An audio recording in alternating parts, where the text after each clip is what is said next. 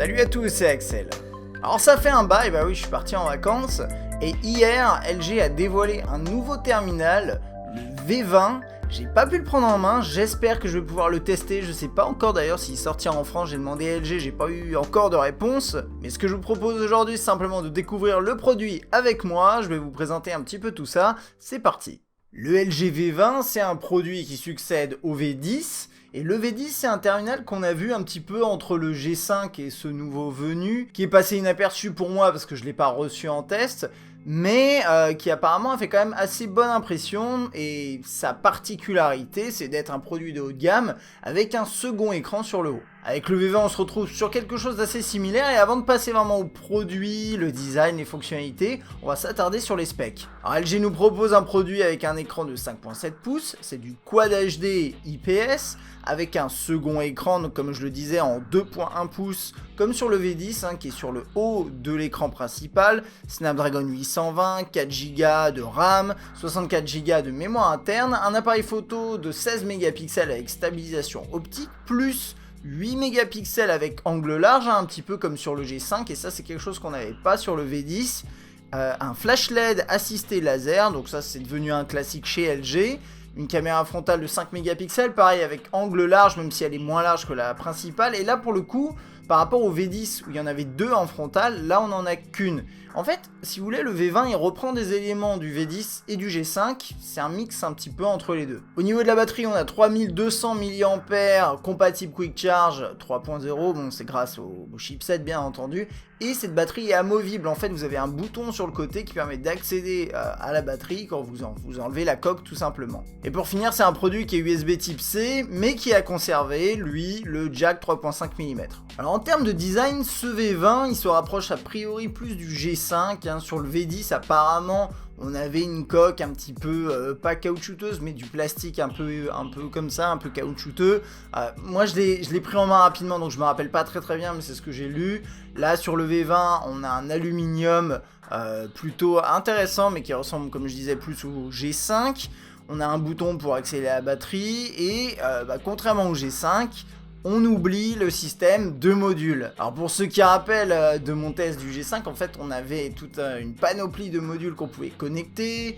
Il y avait des trucs intéressants, des trucs moins intéressants, j'attendais de voir comment ça allait se développer. Visiblement ça a fait une sorte de flop, et on le retrouve pas sur le V20, c'est pas forcément une surprise franchement. Par contre bien sûr on retrouve le scanner d'empreinte digitale à l'arrière du produit. Au passage sachez que le V20 il mesure 7,6 mm d'épaisseur pour 177 grammes, c'est pas léger, c'est pas non plus extrêmement lourd, il est surtout assez fin donc ça peut être intéressant. Pour finir sur le design, il sera disponible en 3 coloris, il y en a un premier qui s'appelle on va dire Titan, c'est le nom commercial, le nom marketing, qui a un gris foncé, on va dire que c'est la version foncée. Il y a une sorte de gris aussi plus clair, et il y a une édition rose, j'ai l'impression que c'est la mode. C'est pas forcément très beau, mais pourquoi pas. Alors comme sur le V10, le second écran va servir à plusieurs choses. Il sert premièrement à afficher les notifications, ça va s'afficher en permanence sur le dessus, ça permet aussi de gagner un petit peu de l'espace sur l'écran principal, entre guillemets. Vous avez des raccourcis vers certaines applications. Vous avez ce qu'ils appellent la signature, où en fait vous avez une mention que vous pouvez personnaliser qui est apparemment plus longue désormais par rapport au V10. Pour moi ça c'est assez gadget. Finalement ce qui va changer par rapport au V10 c'est qu'il a été un peu amélioré en termes de contraste, luminosité, vous arriverez mieux à le lire, ce qui apparemment était visiblement un problème sur le V10. Un point sur lequel LG a vachement insisté quand ils ont dévoilé ce V20, c'est la qualité du son. Ils ont intégré un DAC sur le terminal, donc si vous voulez c'est un petit peu comme sur le G5 quand vous aviez le DAC externe qui est connecté. Je sais pas exactement en termes de qualité si ça se vaut, mais ça va vous permettre d'avoir du son de très haute qualité si vous avez des écouteurs et un casque de bonne facture également.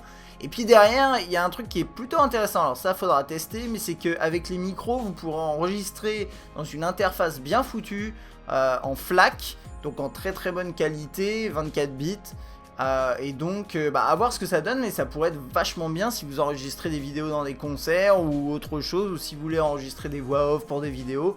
Ce genre de délire, vous pourrez éventuellement utiliser le V20. Pour la partie logicielle, semble pas y avoir grand chose de très intéressant, bien sûr à côté du fait qu'il tourne sous Android 7.0 Nougat et que c'est le premier smartphone en dehors d'un Nexus à être commercialisé sous Nougat. Donc ça c'est quand même un truc qui est bien. Vous allez retrouver les fonctionnalités de Nougat, notamment par exemple le split screen où vous avez deux applications l'une au-dessus de l'autre. Ce genre de truc, c'est vachement, enfin c'est intéressant. Mais au-delà de ça, d'après ce que j'ai vu dans les quelques vidéos de prise en main, cette interface LG UX 5.0 n'apporte pas grand chose, j'ai l'impression. Visuellement, elle m'a l'air de ressembler très fortement à ce qu'on avait sur un G5 ou même un V10. Donc ça va falloir surveiller et je vous en parlerai un peu plus bien sûr lors du test. Ou peut-être une prise en main d'ailleurs. Donc concrètement, LG nous propose quoi avec ce V20? On a un produit qui est de haut de gamme, avec des specs haut de gamme, avec normalement un bon son, un axe sonore multimédia assez prononcé. On a un appareil photo qui devrait être intéressant, le G5 était bon, il n'y a pas de raison que le V20 soit mauvais. On a ce petit gimmick, hein, ce petit truc en haut avec le deuxième écran, à voir si c'est utile. Et bien sûr le fait qu'il tourne sous Nougat, ce qui en soi est intéressant, pas pour tout le monde, mais pour les gens qui ont envie d'avoir la toute dernière version d'Android, ça peut vous intéresser. Bon, côté prix et dispo, on n'a pas encore d'informations, je regarde mes mails, voir si LG m'a répondu.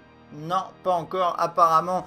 Donc, de toute façon, ce que je peux vous dire, c'est que pour les États-Unis, il y a T-Mobile, l'opérateur T-Mobile qui a communiqué là-dessus. Ça peut vous donner une base de référence pour la France. Et puis après, on verra plus tard pour le reste.